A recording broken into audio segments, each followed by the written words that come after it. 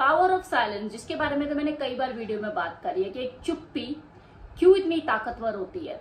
लेकिन आज इस वीडियो में मैं बात करने वाली हूँ पावर ऑफ सैवेज रिप्लाई के बारे में। एक ऐसा रिप्लाई जो सामने वाले को आईना दिखा दे, उसकी ईगो को तोड़ दे और उसे ये सोचने पे मजबूर कर दे कि आपको कुछ भी बोलने से पहले उसे 10 बार सोचने की जरूरत है।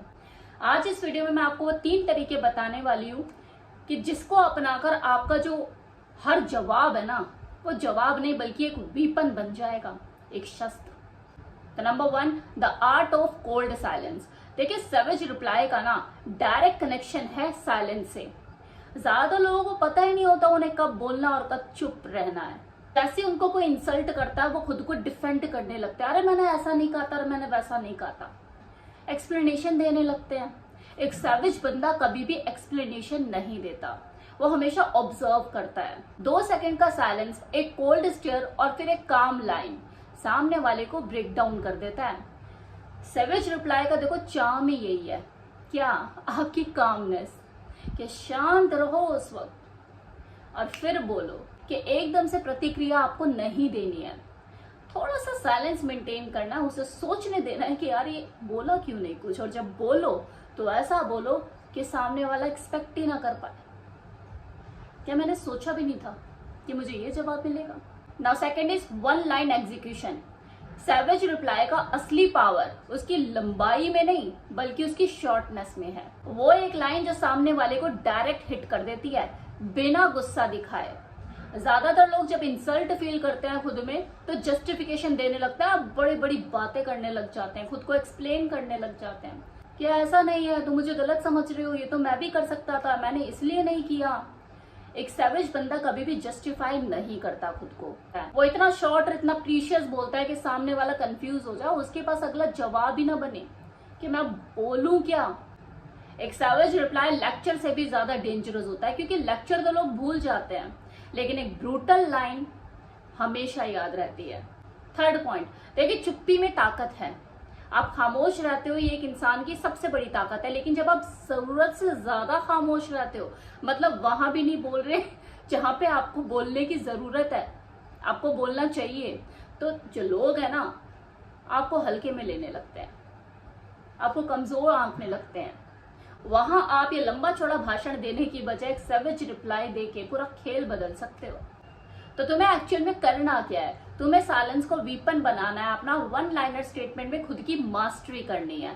जब आप ये 2 चीजें प्रैक्टिस कर लोगे ना, जो कि बहुत बहुत और बहुत मुश्किल है, नामुमकिन नहीं लेकिन मुश्किल है, तो लोग तुम्हें दूसरे नजरिए से देखना शुरू कर देंगे, आपको हल्के में बिल्कुल नहीं आंकेंगे। तो इंसल्ट तो होगी, इंसल्ट से मत घबराओ कि हाँ इसने मुझे ऐसा बोलता है मैं क्या करूं। बड़े बड़े नेता, क्रिकेटर, बड़े बड़े उद्योगपति, उनकी इंसल्ट नहीं होती, क्या कि लोग छोड़ देते हैं क्या उन्हें। लेकिन आपको बस ये पता होना चाहिए आपको कब बोलना है और कब नहीं बोलना है, और जब बोलना है तो कितना बोलना है। चुप रहने का मतलब गूंगा बन जाना नहीं है कि आप बोलना जानते नहीं हो, कि यार चुप्पी में शक्ति है तो मैं चुप ही रहूंगा। मैंने ये कभी नहीं बोला है अपनी वीडियोस में। आप जब बोलो तो वो दमदार होना चाहिए, जब लगे कि बोलना है तो ऐसा बोलो कि सामने वाले के पास जवाब न बने, तो वो उसकी प्रैक्टिस आपको करनी है। That is a savage reply. तो ये पावर ऑफ साइलेंस और पावर ऑफ सैवेज रिप्लाई, ये दोनों का कनेक्शन एक दूसरे से बहुत गहरा है। आपको खामोश भी रहना आना चाहिए और जवाब देना भी आना चाहिए, बस इसमें मास्टरी करनी है आपको। आपकी पूरी पर्सनालिटी चेंज हो जाएगी। जवाब देना आना चाहिए, भोंकना नहीं है आपको। वो काम तो आप दूसरों पे छोड़ दो, वो कल भी भोंक रहे थे, आज भी भोंकेंगे और आने वाले टाइम में भी भोंकेंगे। आपको भोंकना नहीं, आपको बोलना है। और एक चीज और बताऊं, जवाब सिर्फ शब्द से नहीं दिए जाते, जवाब आपकी पूरी पर्सनालिटी भी देती है, आपका ऑरा भी जवाब देता है। डिपेंड करता है वो कितना पावरफुल है। एक ऐसा मैग्नेटिक ऑरा डेवलप करो खुद का जो लोगों में एक्साइटमेंट के साथ साथ आपको लेकर डर भी पैदा करे। सिर्फ किसी से सिर्फ इसलिए अट्रैक्ट नहीं होते कि वो उसके साथ कंफर्टेबल है, बल्कि ज्यादातर लोग उससे अट्रैक्ट होते हैं जिनसे उन्हें थोड़ा सा डर लगता है। इसका साफ मतलब यह है कि आपको ज्यादा स्वीट और लवेबल बनने की जरूरत नहीं है, ज्यादा अवेलेबल होने की भी जरूरत नहीं, क्योंकि जब आप सेफ जोन में आ जाते हो ना तो बोरिंग होने लग जाते हो। लोग तुम्हें तभी ज्यादा लंबे टाइम तक याद रखेंगे जब उन्हें तुम्हें देख के थोड़ा सा थ्रिल महसूस होगा। अब यहाँ पे देखो, डर का मतलब ये नहीं है कि आप हिंसक हो जाओ, टॉक्सिक हो जाओ। इसका मतलब है अनशेकेबल होना, कि लोग आपको लाइटली ले ही ना पाए। परिस्थिति चाहे जो भी हो, आप अडिग खड़े हो। जब तुम्हारी प्रेजेंस में लोगों को खुद की लिमिट याद आती है ना, असली अट्रैक्शन देखो वहीं से शुरू होता है। लोग अपनी लाइफस्टाइल दिखाते हैं, अपनी ड्रेसिंग दिखाते हैं, अपना स्टेटस दिखाते हैं, लेकिन वो एक चीज लूज कर जाते हैं, और ये 99% लोग लूज कर जाते हैं। वो क्या? खुद पर कंट्रोल, अपने इमोशंस पे कंट्रोल। जैसे ट्रैफिक पे गाड़ी खड़ी हुई है कि छोटी सी बात पर बहस हो गई, आप गुस्से में आ गए, किसी लड़की ने आपको इग्नोर कर दिया, आपके प्रपोजल को रिजेक्ट कर दिया, या परेशान हो गए कि अब सबक सिखाना मुझे इसे। किसी ने अभद्र कमेंट कर दिया, आपको रोस्ट कर दिया कि आप बबूला हो गए। अब सोचो सेम सिचुएशन में कोई बंदा काम, बिल्कुल चिल खड़ा है, एक शिकन उसके चेहरे पर नहीं है, गुस्से का नामो निशान नहीं है। यही डिफरेंस तुम्हें और लोगों से अलग बनाता है, आपको मैग्नेटिक बनाता है, और लोग आपकी तरफ खिंचते हैं। यार इसे कोई फर्क क्यों नहीं पड़ता, किस मिट्टी का बना है ये, इतनी देर में तो हम ये कर देते वो कर देते, हम तो फूट पड़ते, बम फट जाते बम।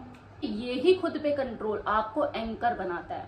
जब सेम सिचुएशन में लोग पैनिक हो रहे होते हैं, परेशान हो रहे होते हैं, आप एकदम शांत खड़े होते हो, और लोग तुम्हें सबकॉन्शियसली खुद का लीडर चुन लेते हैं।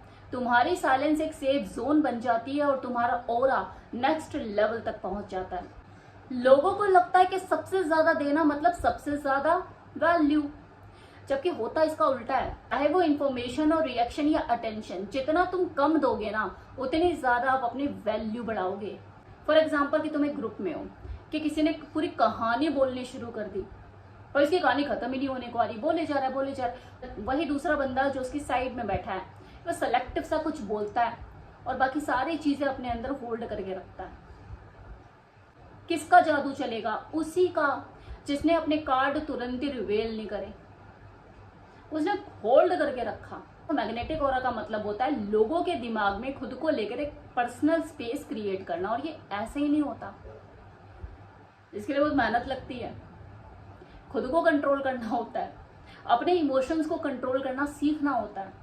हर जगह फटना नहीं होता कि मौका मिला और फट गए, बस बोलना शुरू कर दिया। लोग तुमसे तब अट्रैक्ट नहीं होते जब तुमसे सब कुछ मिलता है, लोग तुमसे अट्रैक्ट तब होते हैं जब तुम्हें पाना मुश्किल होता है। तो खुद को अनटचेबल रखिए, अनरीचेबल रखिए, इतना आसान ना हो। क्यूरियोसिटी क्रिएट करते रहिए, रहस्य में ही रहिए, और फिर देखिए अपना मैग्नेटिक ऑरा कहाँ जाता है। तो क्या करना है आपको? पावर ऑफ साइलेंस और पावर ऑफ सैवेज रिप्लाई की वैल्यू को समझना है। तो क्या करना है आपको? पावर ऑफ साइलेंस और पावर ऑफ सैवेज रिप्लाई की वैल्यू को समझना है।